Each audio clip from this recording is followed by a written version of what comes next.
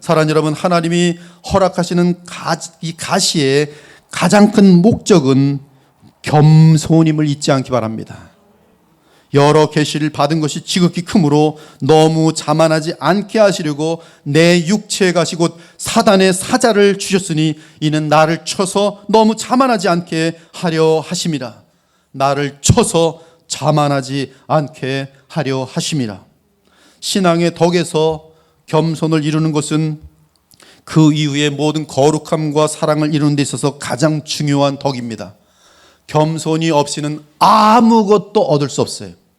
겸손이 없는 신자는 절대로 성장하지 못합니다. 즉, 겸손은 나는 아무런 능력이 없고 주께만 능력이 있다는 고백이며 나의 의는 없고 주의 의만이 나를 구원할 수 있다는 고백이고 내게 자랑할 것은 없고 오직 주만이 영광 받으셔야 한다는 복음적 믿음에서 나오는 것이 겸손입니다. 그런데 이러한 겸손 때문에 우리는 주와 연합하게 되면서 그리스도의 능력이 우리를 통해 흐르게 되는 것이, 따라서 그리스도의 능력으로 사는 모든 성도의 가장 중요한 덕목은 겸손인데, 일반적으로 우리 죄악된 인간은 가시가 없이는 겸손하지 못하기 때문에 가시가 주어지는 것이, 바울에게도 그의 겸손을 위해 가시가 필요했다면 하물며 바울의 100분의 1도 안 되고 1000분의 1도 안 되는 우리로서는 얼마나 많은 가시가 있어야 간신히 겸손을 유지할 수 있겠어요. 여러분, IQ가 30분이 안 되는데도 교만합니다. 자기 집에 100원밖에 없는데도 교만해요. 교만은 아무런 상관이 없어요. 누구에게나 교만이 파고 들어가요. 애기들도 교만하고요, 할머니들도 교만하고, 할아버지도 교만하고, 목사들 교만하고, 누구든지 예외가 없어요. 가시가 있으면 그때서야 조금 겸손해지려고 해요. 그러므로 가시가 있는 자들마다 감사하기 바랍니다. 저를 겸손케 하셔서 주의 능력이 제게 임하도록 하시니 감사합니다. 여러분의 인생을 돌아보십시오. 가시가 없었다면 지금 다들 모가지가 고달아가지고 다 부러져 있을 거예요. 지금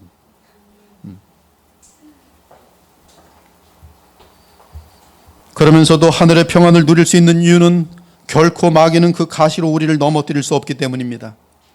즉, 사단이 하나님의 허락하에 바울에게 고통과 악을 가할 수 있고 하나님의 허락하에 바울을 시험할 수 있도록 할지라도 지금 그 상황은 우리가 주와 함께 감당한다면 결코 우리에게 어려운 일이 아닌 것이, 사람이 감당할 시험 밖에는 너희가 당한 것이 없나니 오직 하나님은 미쁘사 너희가 감당하지 못할 시험을 허락하지 아니하시고 시험 당할 즈음에 또한 피할 길을 내사 너희로 능히 감당하게 하시느니라. 사람들은 여기까지만 많이 읽는데요, 그런즉 내 사랑하는 자들아 우상 숭배하는 일을 피하라.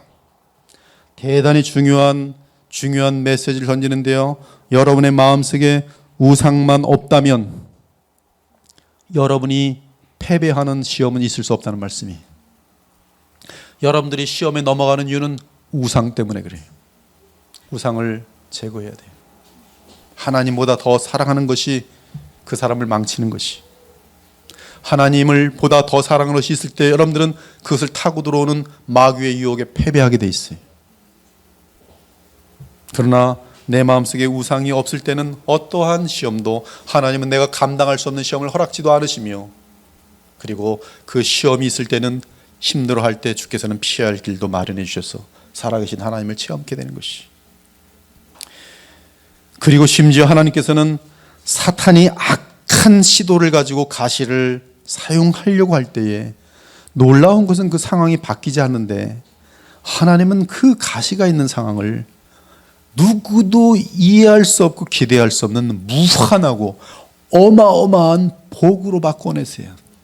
그 대표적인 인물이 구약에서는 요셉이 그들에게 이르되 두려워하지 마소서 내가 하나님을 대신하리이까 당신들은 나를 해하려 하였으나, 얼마나 힘든 기간을 지났어요. 이유 없이 그냥 끌려다니고 그냥 어렵게 보디발의 아내한테 또 그냥 억울한 정말 성추행의 그런 누명들을 당하고 얼마나 많은 어려운 일들이 있었어요. 네, 다 계속 주님을 의지하면서 그 가시를 지나가는 거예요. 요셉이 뭐라고 고백합니까? 당신들은 나를 해하려 했으나 하나님은 그것을 선으로 바꾸사 오늘과 같이 많은 백성의 생명을 구원하셨나니. 어떻게 그 사건이 그 많은 사람들을 구원하는, 그 생명을 구원하는, 그 가시 가운데 주님을 붙들었던 요셉으로 말미암아 그 가시는 오히려 마귀는 거기서 요셉을 쳐둘러서 하나님을 저주하도록 만들려고 하였지만, 그러나 주님을 붙든 요셉을 통해서 오히려 허다하게 많은 영혼들이 구원을 얻게 되는 그런 역사로 이어지는 것이, 그중 대표적인 것이 바로 십자가 사건입니다. 그가 하나님께서 정하신 뜻과 미리 아신 대로 내준 바 되었거늘 너희가 법 없는 자들의 손을 빌려 못 박아 죽였으나 그런즉 이스라엘 온 집은 확실히 알지니 너희가 십자가에 못 박으니 예수를 하나님이 주와 그리스도가 되게 하셨느니라. 따라서 바울은 하나님이 허락하신 가시로 인해 연약하지만 그 가시는 우리의 믿음 안에서 그리스도의 능력을 드러내는 계기가 된다라고 알려주고 있는 것이, 누가 약하면 내가 약하지 아니하며 누가 실족하게 되면 내가 애타지 아니하더냐.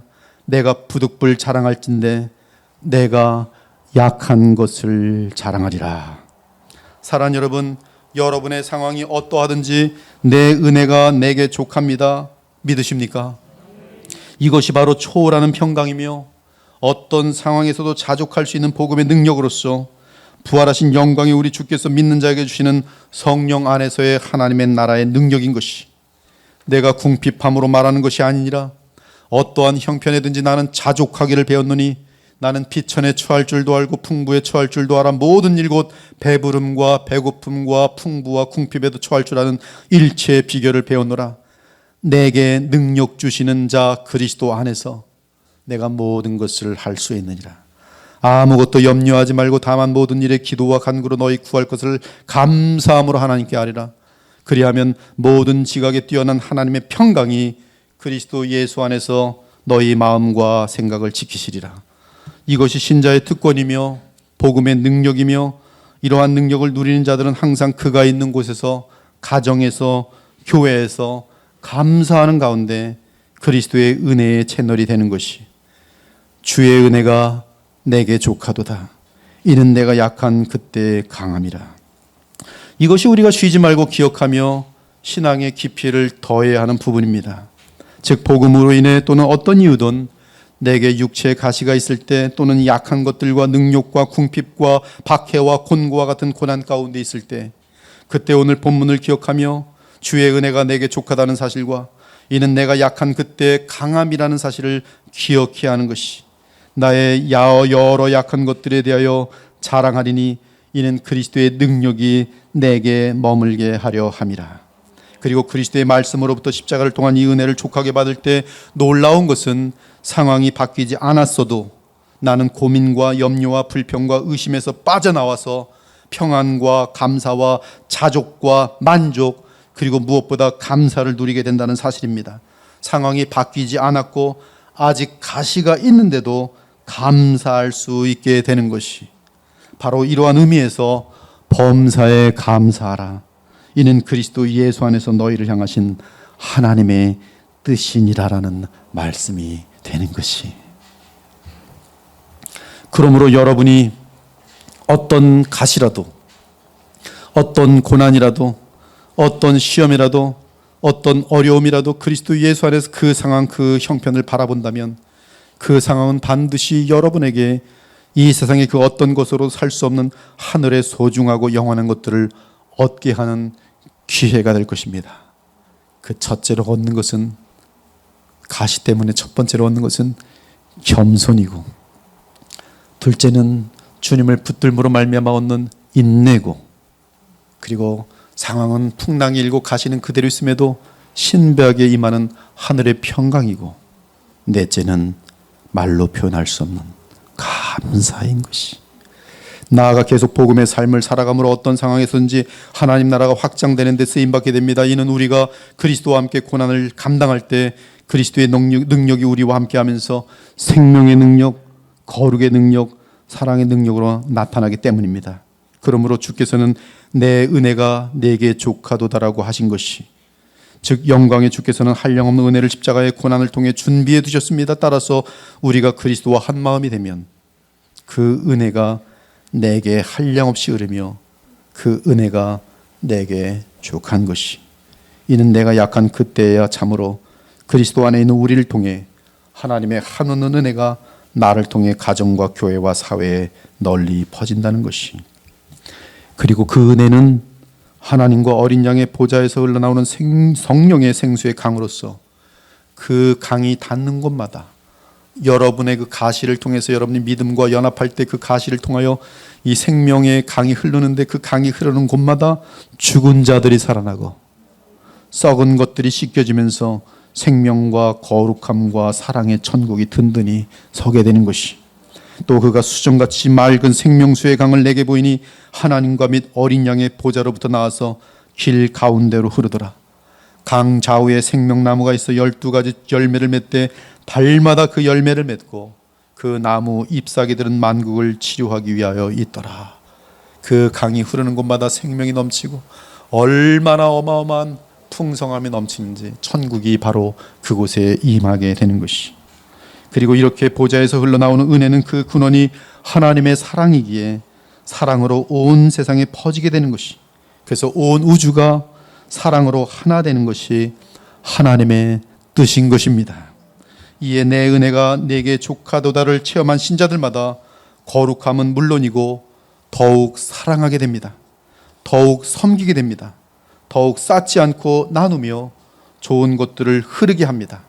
그래서 서로 나누니 더욱 감사가 넘치는 것이며 어느새 천국을 이 땅에서도 맛보는 것이,